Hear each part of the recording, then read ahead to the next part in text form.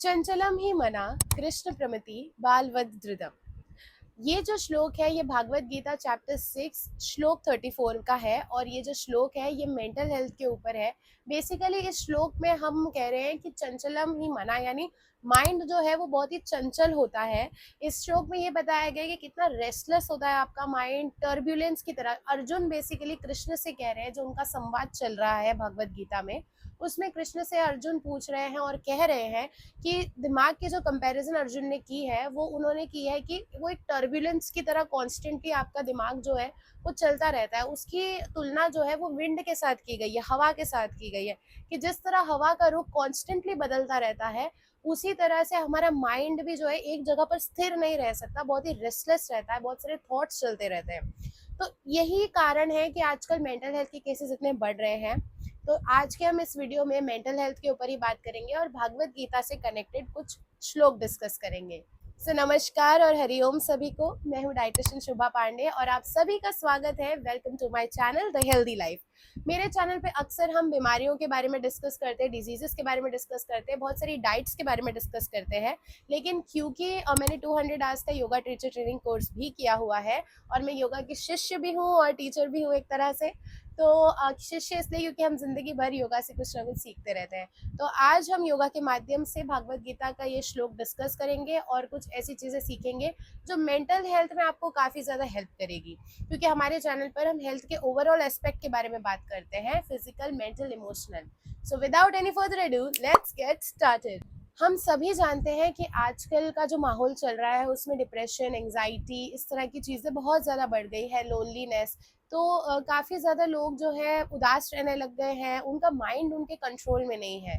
तो भागवत गीता में यही चीज़ कही गई है और कृष्ण अर्जुन से कहते हैं, जो उनका संवाद है उसके बीच में, कि एक वर्स है चैप्टर 6 का वर्स नंबर 6 जो है, उसमें ये कहा गया है कि माइंड जो है अगर आपने उसको कंट्रोल कर लिया तो वो आपका बेस्ट फ्रेंड बन जाता है, लेकिन अगर अपने माइंड को कंट्रोल नहीं किया और माइंड को खुद को कंट्रोल करने दिया तो वो आपका सबसे बड़ा एनिमी यानी सबसे बड़ा दुश्मन बन जाता है। ये एक बहुत ही कॉमन सी चीज़ है, क्योंकि हम इससे भागवत गीता का एक डिस्कशन करते हैं।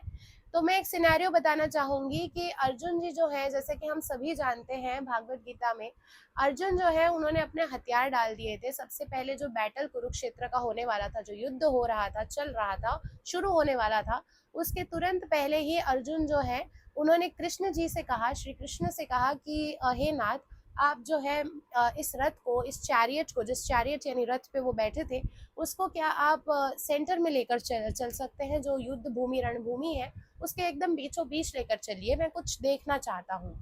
जैसे ही वो चैरियट, वो रथ युद्ध रणभूमि के बीचों बीच पहुंचा, कृष्ण ने उस चैरियट को, उस रथ को रणभूमि के बीचों बीच ले गए और अर्जुन जी ने जो देखा, अर्जुन ने देखा कि उसके सामने जो खड़े हैं वो उसके दुश्मन नहीं है, वो उसका अपना परिवार खड़ा है, उसके भाई बंधु खड़े हैं, उसके गुरु खड़े हैं, गुरु द्रोण थे वहाँ पर भीष्म पितामह थे जो उनके ग्रेट ग्रैंडफादर थे, जिन्होंने उनको बहुत प्यार से मोहब्बत से पाला था, और अपने ही भाई, भाई के बच्चे।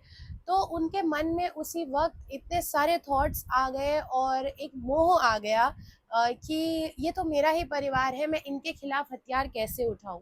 और कई सारे और थॉट्स के कारण एक डिप्रेसिव एपिसोड बन गया और अर्जुन ने जो है अपने हथियार, अर्जुन जैसे जो सबसे पावरफुल और वीर योद्धा थे उस पूरी जनरेशन के, उस पूरे द्वापर युग के, उन्होंने अपने जो है हथियार वहीं पर डाल दिए।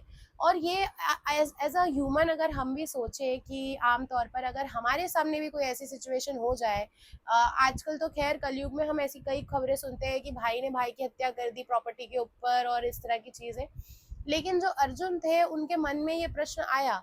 और हम जैसे कई ऐसे इंसान हैं जिनके अंदर एक हम्बलनेस, एक काइंडनेस और एक करुणा करुणा जो हृदय होता है, तो हमारे मन में अगर हम एम्पैथी लाए अर्जुन के साथ में और खुद को वहाँ पे खड़ा करें, क्योंकि आज ये भागवत गीता, आज के ज़माने में हम सभी उसमें अर्जुन हैं और हमें कृष्ण के उन श्लोकों से अपने जीवन के कुछ दुखों को या कुछ प्रॉब्लम्स को कंपेयर करते हुए उन श्लोकों से सोल्यूशन लेना चाहिए, उन्हीं को फॉलो करना चाहिए। तो अर्जुन जो है उस वक्त गिर पड़े और उन्होंने कहा कि हे नाथ, हे श्री कृष्ण, आप मुझे गाइड करें, आप मुझे रास्ता दिखाइए, आप मुझे दिशा दिखाइए कि मैं आगे क्या करूं, क्योंकि ये सारा तो मेरा अपना परिवार है। मैं इन पर कैसे हथियार चलाऊं, मैं इनको कैसे मार दूं, इनकी जान कैसे ले लूं मैं एक राज्य के लिए या साम्राज्य के लिए। प्रॉपर्टी के ऊपर जो विवाद उठा था, तो कृष्ण उस पर ये कहते हैं उस वक्त अर्जुन का कर्म क्या था। बेसिकली उस वक्त अर्जुन का कर्म ये था कि उन्हें युद्ध करना है, एक योद्धा होने के नाते उन्हें युद्ध करना था। उस वक्त अर्जुन का कर्म सिर्फ ये था। उस वक्त उनका कर्म ये नहीं था कि वो ये सोचते कि इस युद्ध का आउटकम क्या होगा, इसका रिजल्ट क्या आएगा। और एक बहुत ही पॉपुलर इसी से भागवत गीता का एक और श्लोक है जो कृष्ण उस वक्त अर्जुन से कहते हैं कि कर्म किए जा, फल की चिंता मत कर ए इंसान, जैसे कर्म करेगा जैसे फल देगा भगवान, यह गीता का ज्ञान। तो उन्होंने ऐसा ही कोई श्लोक वहां पर बोला था कि कर्म किए जा, फल की चिंता मत कर। तो बेसिकली हमें ये कहा जाता है, हम जो है योगा हमें ये सिखाता है कि हम जो भी कर्म कर रहे हैं, खैर ये तो अर्जुन की जो सिचुएशन थी उस पर बात हो रही है, लेकिन आज के ज़माने में भी हम जो भी कर्म कर रहे हैं, फॉर एग्जांपल एक कॉलेज का स्टूडेंट पढ़ाई कर रहा है, जैसे मैंने भी पढ़ाई करी है, तो मैंने अगर नीट दिया है, एंट्रेंस एग्जाम दिया है, तो उस समय ऐसा होता था कि हम उसके रिजल्ट से बहुत ज़्यादा अटैच होते थे। हम मेहनत तो पूरी कर रहे हैं, लेकिन हम उसके रिजल्ट से इतना ज़्यादा अटैच्ड हैं कि यार हमें इतना मार्क्स लाना ही है और हमें डॉक्टर बनना ही है, अगर ये नहीं हुआ तो हमारी ज़िंदगी ख़त्म हो जाएगी, इस तरह की चीज़ें। जब आप किसी भी चीज़ के परिणाम से अटैच्ड होते हैं, जो आपको पता भी नहीं है क्या होने वाला है, एग्जैक्टली क्या आउटकम आने वाला है आप नहीं जानते हैं, तो उसके परिणाम से आप अटैच्ड होते हैं, तो आपको दुख आपके जीवन में आने का कारण ही वही होता है। तो श्री कृष्ण ये कहते हैं कि आज के दौर में हमें डिटैचमेंट प्रैक्टिस करनी चाहिए किसी भी चीज़ से, फिर चाहे वो आपके रिजल्ट ही हो, एक छोटे से एग्जाम का रिजल्ट ही क्यों ना हो, आपको अटैच नहीं होना है। यदि आप सक्सेसफुल भी हो गए तब भी आप बहुत ही ओवर द टॉप नहीं चले जाएंगे अपनी फीलिंग्स के साथ में, और यदि आप फेल हो गए तब तो आप बिल्कुल भी डिप्रेशन में नहीं जाएंगे या उदास नहीं हो जाएंगे। सो बेसिकली ये बहुत बोलना आसान होता है, बट हम जो एक मामूली इंसान है वो डिटैचमेंट कैसे प्रैक्टिस करेगा। तो आपको डिटैचमेंट प्रैक्टिस करनी है योगा के थ्रू। 4 तरह का योग होता है।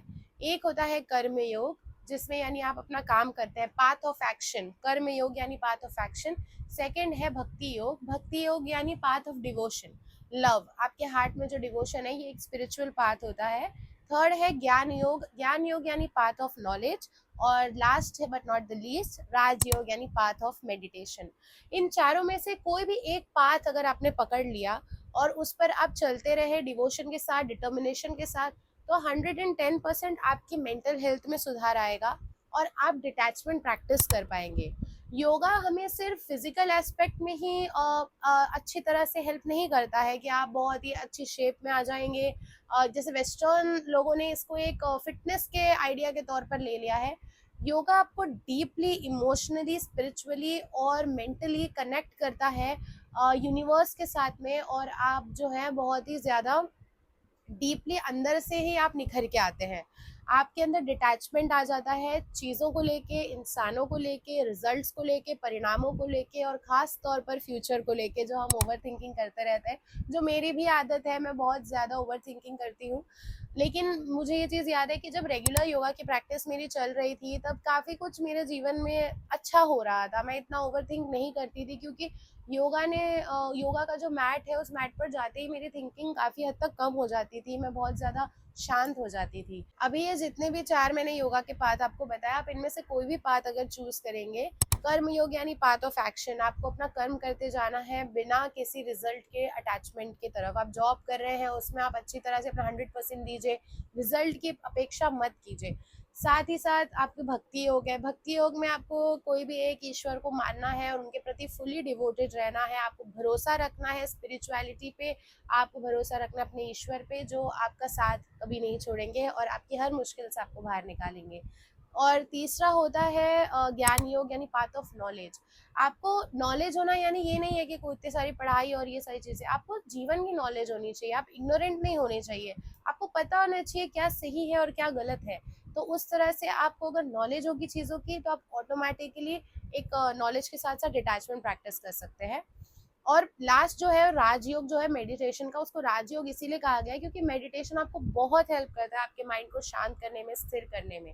मेरे चैनल पर बहुत जल्द मैं मेडिटेशन के लिए बहुत सारे वीडियोस लेकर आऊंगी, योगा से रिलेटेड और भी वीडियोस लेकर आऊंगी। अगर आपको मेरा ये वीडियो अच्छा लगा हो तो ज़रूर लाइक, शेयर और सब्सक्राइब कीजिएगा मेरे चैनल को, और अपनी मेंटल हेल्थ का खूब ख्याल रखिएगा, और डिटैचमेंट को ज़रूर प्रैक्टिस कीजिएगा। ये सिर्फ प्रैक्टिस से आता है, ये मेरे बोलने से और आपको समझाने से नहीं आएगा। ये आप जितना ज़्यादा प्रैक्टिस करेंगे, और आप प्रैक्टिस करके देखिए, आप लोगों से और हर चीज़ से डिटैच रहिए। और डिटैचमेंट का मतलब ये नहीं होता है कि आपको फ़र्क ही नहीं पड़ रहा है किसी चीज़ से, वो नहीं होता है। डिटैचमेंट का मतलब ये नहीं कि आपके इमोशंस चले जाते हैं। आप इमोशनल भी होते हैं, आपको दुःख भी होगा, तकलीफ़ें भी होंगी, लेकिन आप टूटेंगे नहीं, बिखरेंगे नहीं, और आपका दिमाग जो कॉन्स्टेंटली ओवरथिंकिंग कर रहा है, रेस्टलेस हो रहा है कि क्या होगा, क्या होगा, क्या होगा, वो चीज़ कम हो जाएगी, या हो सकता है बंद भी हो जाए। तो ये बहुत ज़रूरी है। तो मेरे चैनल को सब्सक्राइब कीजिए, बेल आइकन दबाना मत भूलिए, वीडियो को लाइक कीजिए, अपने और दोस्तों के साथ शेयर कीजिए, और योगा के और कंटेंट के लिए मुझे फॉलो करना मत भूलिएगा @thehealthylife पर, इंस्टाग्राम पर। साथ ही साथ मेरा फेसबुक पेज है द हेल्दी लाइफ, वहाँ भी मुझे फॉलो करना मत भूलिएगा। और यहाँ पर मैं अपना व्हाट्सएप का नंबर डाल रही हूँ, आप मुझे 1-on-1 डाइट कंसल्टेशन के लिए यहाँ पर मैसेज कर सकते हैं, मैं वहाँ पर अवेलेबल रहती हूँ। सो सी यू ऑल नेक्स्ट वीडियो में। हरिओम सभी को, और अपनी मेंटल हेल्थ का ख्याल रखिएगा। जय श्री कृष्णा।